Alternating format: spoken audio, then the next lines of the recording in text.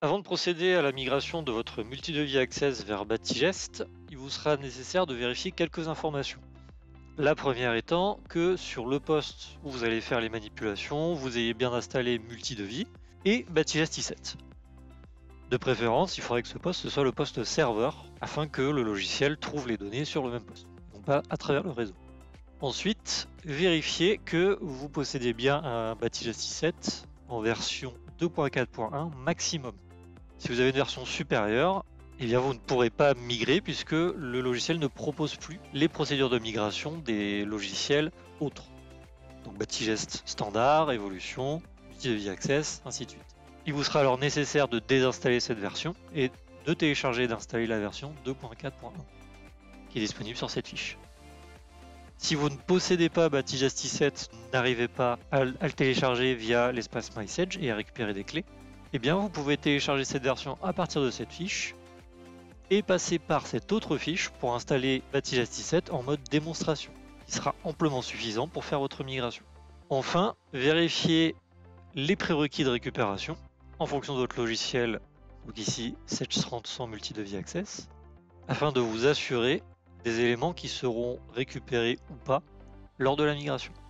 Ici on a toute la liste des éléments multidevis et on retrouve sur le même document les autres logiciels. Donc pour celui qui nous intéresse, les éléments récupérés seront surtout issus des renseignements généraux, des fiches clients, des fiches fournisseurs, un peu de comptabilité, les salariés et la bibliothèque articles. Par contre, on peut dire ici que les pièces commerciales et les modèles d'édition ne seront pas récupérés lors de la migration. C'est-à-dire que le dossier ne contiendra que la bibliothèque principale, la liste des clients, la liste des fournisseurs. Avec ces informations, on va vérifier quelle est la bibliothèque principale installée sur multidevis. Si vous en avez qu'une, tant mieux. Si vous en avez plusieurs, eh bien, il faudra que vous modifiez votre bibliothèque de façon à ce qu'elle soit passée en bibliothèque par défaut ici. Vérifiez en parallèle que votre multidevis soit bien en version 12 minimum. Si vous êtes en version 13, très bien.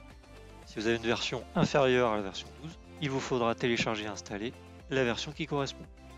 Afin de procéder à la migration, j'ai donc créé 2 clients, j'ai dû créer un fournisseur et j'ai créé quelques articles. J'ai un ouvrage, j'ai un matériel.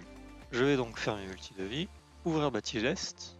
À l'ouverture, si je n'ai aucun dossier, bien sûr, il va me proposer de créer mon propre dossier, c'est ce que je vais faire, à partir d'une autre application, et aller sélectionner Sage Multidevis 30 Ici, je retrouve 2 dossiers proposés, donc la société de démonstration et mon dossier à moi.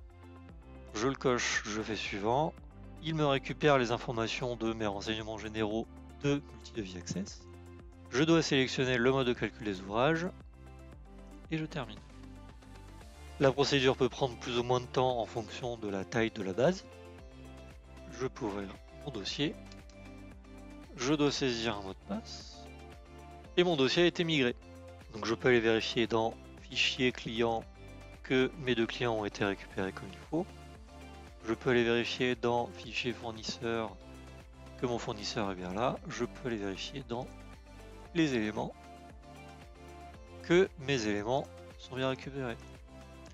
Encore une fois, les documents commerciaux n'étant pas récupérés lors de cette migration, veillez à en conserver une copie, soit sous la forme de PDF, soit d'archives, soit tout autre moyen qui vous permettrait de consulter ces documents en cas de besoin.